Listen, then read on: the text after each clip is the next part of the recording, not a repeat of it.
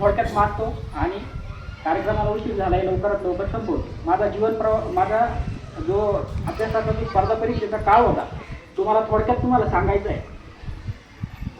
जिल्हा परिषद प्राथमिक शाळा धारणगाव खडक हीच शाळा, या शाळेमध्ये माझे प्राथमिक शिक्षण 1ली ते 7वीपर्यंत झालेले. वर्गामध्ये 1लीपासून तर 6वीपर्यंत 2-3 नंबरला असलेला विद्यार्थी मी.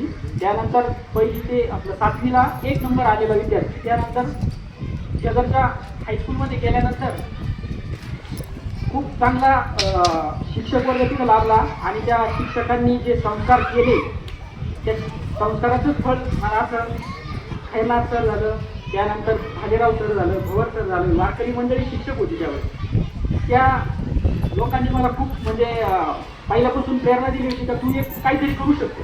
कायम ते माझ्यामध्ये लीडर बघायचे, म्हणजे ते शिक्षक लोक जे काय माझ्यामध्ये लीडर बघायचे का हा पोरगा पुढे जाऊन काहीतरी करेल. का शाळेमध्ये कबड्डी असू द्या, खो खो असू द्या, त्यानंतर आपलं हे असू द्या, क्रिकेट असू द्या, ते मला कॅप्टन म्हणून नेवायचे का तू ती जबाबदारी व्यवस्थित पाडू शकतो. जिल्हा स्तरापर्यंत मी माझी टीम घेऊन गेलेलो आहे.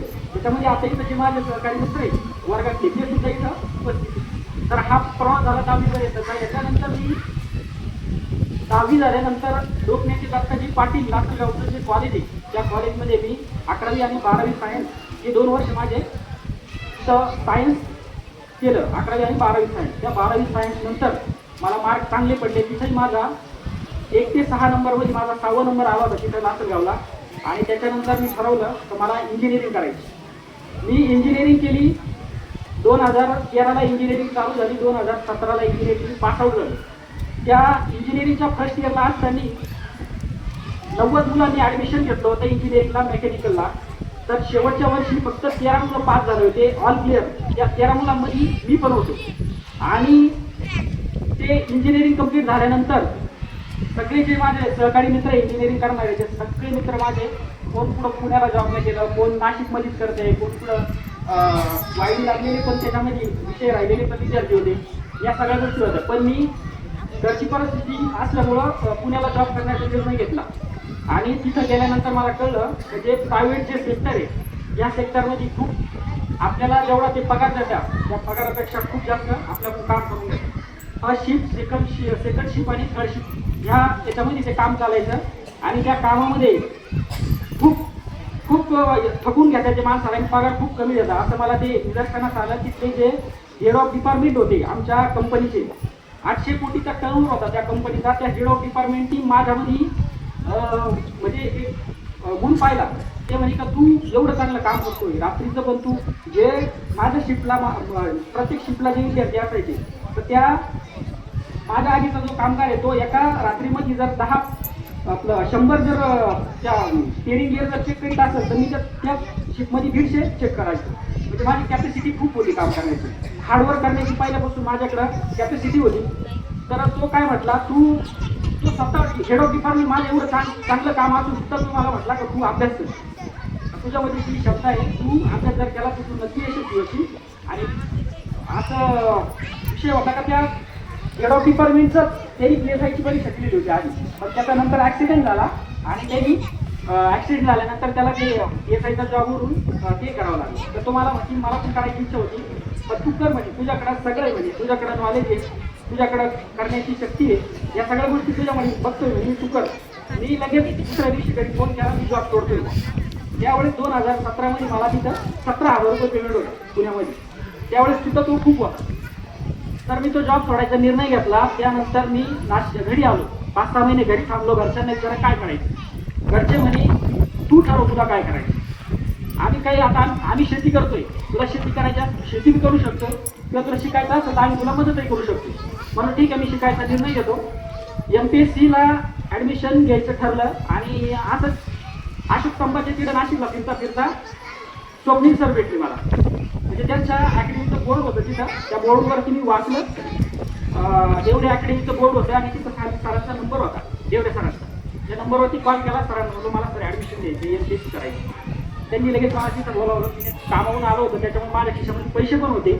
लगेच सर म्हणे आजच ॲडमिशन घेऊन टाक, आत्तापासूनच अभ्यास चालू कर, तुला सगळी मदत लायब्ररी असेल काय असेल त्या सगळ्या गोष्टी उपलब्ध होतील नाशिकची देवडे अकॅडमीची. तर मी लगेच निर्णय घेतला. घरच्यांना सांगितलं की मला 3 वर्ष द्या, 3 वर्षामध्ये मी अभ्यास करतो बा. तर त्या 3 वर्षाचे आता 6 वर्ष होऊन गेलेले, तर ते होतात. म्हणजे तिथं ही जी स्पर्धा परीक्षा आहे, या स्पर्धा परीक्षेमध्ये आपल्याला संयम हा ठेवावाच लागतो. कुठलीही गोष्ट आता अभ्यास चालू केला आणि उद्या लगेच आपल्याला रिझल्ट दिसल असं नाहीये. स्वतः मी तिथं सुरुवात केल्यानंतर सरांनी मला सगळं मार्गदर्शन केलं. जे विषय राहतात आपले जे MPSCला जे शिकवतात, polity, history, geography, economics, math, reasoning, science, current असो, त्यानंतर मराठी ग्रामर असो, इंग्रजी ग्रामर असो, कायदा असो, या सगळ्या गोष्टींचा अभ्यास माझा सरांच्या अकॅडमी झाला. त्यानंतर मी 2021चा पेपर जो आहे तो 0.25 मार्कांनी गेलो. त्यावेळेस मला सर म्हटले, तू ना एक काम कर, तू पुण्याच्या लायब्ररीला जा, तुझा अभ्यास आहे म्हणे, तू फक्त तिथं 6 महिने जरी गेला तरी पोस्ट काढून येशील. त्यांचा विश्वास होता. ठीक आहे, मी तिथं गेलो, पुण्याला गेलो, 6 महिन्यासाठी गेलो होतो. तिथं मी क्लास लावले, मराठी ग्रामर, इंग्रजी ग्रामर आणि जे PSI साठी लागणारे जे कायदे, त्या कायद्यांचा अभ्यास केला. तिथं पण मला तिथले जे शिक्षक वर्ग होता त्यांचा पण खूप मोठा सहकार्य लाभलं. त्यावेळेस मला सगळ्यांनी सहकार्य केलं. त्या शिक्षकांनी, ठीक आहे तिथं एवढा मोठा मॉब राहतो, पण आपल्याला तिथं गेल्यानंतर आपल्याला बघावं लागतं. त्या पुण्यामध्ये परिस्थिती अशी आहे, 1 ते 1.5 लाख पोरं तेवढ्या पेठांमध्येच अभ्यास करताय फक्त. आणि तिथं गेल्यानंतर आपल्याला आपलं बघावं लागतं. महिन्याला जो आपल्याला खर्च असतो तो खर्च सगळा घरून घ्यायचा असतो. आपला 1 रुपयाही इन्कम राहत नाही. 1 रुपया इन्कम नसताना आपल्याला ते घरून पैसे ज्यावेळेस घ्यावं लागतं, 10-10 हजार रुपये महिन्याला घ्यावं लागतं, त्यावेळेस खूप वाईट वाटतं. पण तुम्हाला सांगतो,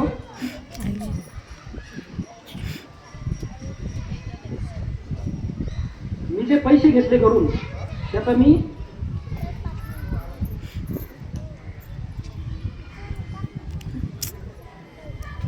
म्हणजे आता मी पुण्यामध्ये बघतो पोरं शिकायला आता पुण्यामध्ये, आणि शिक्षण करत असताना त्यांना वेगवेगळे तिथं छंद लागतात त्या मुलांना, आणि ते खूप अभ्यास सोडून वेगवेगळ्या गोष्टी करतात.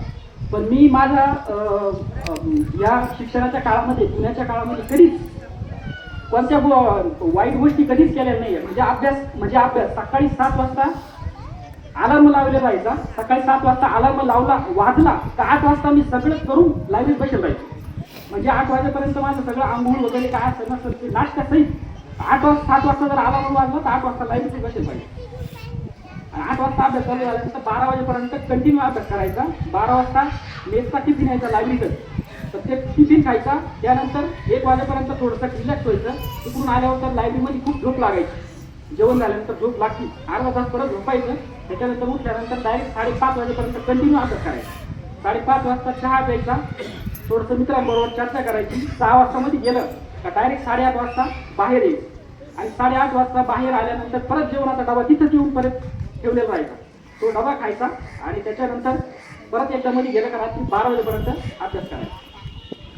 आणि 12 वाजेच्या नंतर सुटल्यानंतर आमचं ज्यावेळेस मी PSIच्या मेन्सला होतो, त्या मेन्सच्या वेळेस 12 नंतर एक आपली इच्छा व्हायची आपल्यासाठी 12 नंतर 1-2 तास करू. म्हणजे पुण्यामधले माझे मित्र होते, ते मित्र म्हणे 12 नंतर आपण जे कायद्यांचं डिस्कशन आहे ते कायद्यांचं डिस्कशन करू. ते कायद्यांचं डिस्कशन करता करता माझा तिथं खूप अभ्यास होऊन गेला. जे टोटल PSIचे IPC, CRPC, विविध जे ऍक्ट आहे, या ऍक्टपैकी 1700 कलम आहे. टोटल 1700 कलमांपैकी 1200 कलम मी तोडपाट करून टाकले होते. आणि जो कायद्याचा पेपर होता, त्या कायद्याच्या पेपरला 100 पैकी 76 मार्क मला आले होते, आणि पहिल्याही पेपरला चांगले मार्क आले होते. आणि मी 2-3 प्रिलिम्स दिल्या आणि मेन्स द्यायचा मला पहिला चान्स भेटला होता. म्हटलं आता 3 प्रिलिम्स दिले, आपल्याला 3 मेन्स द्यायच्या नाही. आपल्याला पहिलीच मेन्स अशी उडवायची आहे का त्या लिस्टमध्ये आपलं नाव आलंच पाहिजे. दुर्दैवाने त्या मेन्सचा रिझल्ट लागला. 615 जागा होत्या, पण एक आता असं म्हणता येईल ना का 0 मार्कांनी वेटिंग करायची. म्हणजे एका मार्गावर 2 विद्यार्थी आले आणि त्याचं वय जास्त होतं म्हणून त्याला घेतलं, मला सोडलं. आज तो ट्रेनिंग कंप्लीट करून मुंबईचं गोविंद पोलीस स्टेशन भेटले त्या मुलाला. म्हणजे मी वेटिंगसाठी वाट पाहत होतो. आणि त्या वेटिंग नंतर आता मॅटमध्ये अर्ज दाखल केल्यानंतर आम्ही कोर्टाने आम्हाला न्याय दिला. आणि कोर्ट म्हटलं की ह्या मुलांनी आतापर्यंत जे काही प्रोसेस आहे सगळी केलेली आहे, आणि जागा पण खाली झालेल्या आहे, त्यांच्या कास्ट वाईज जागा खाली झाल्या, त्यांना तुम्हाला घ्यायला पाहिजे. कोर्टाने आदेश दिला, आणि कोर्टाच्या आदेशाप्रमाणे मी एवढ्या दिवस पाठपुरावा केला MPSCचा.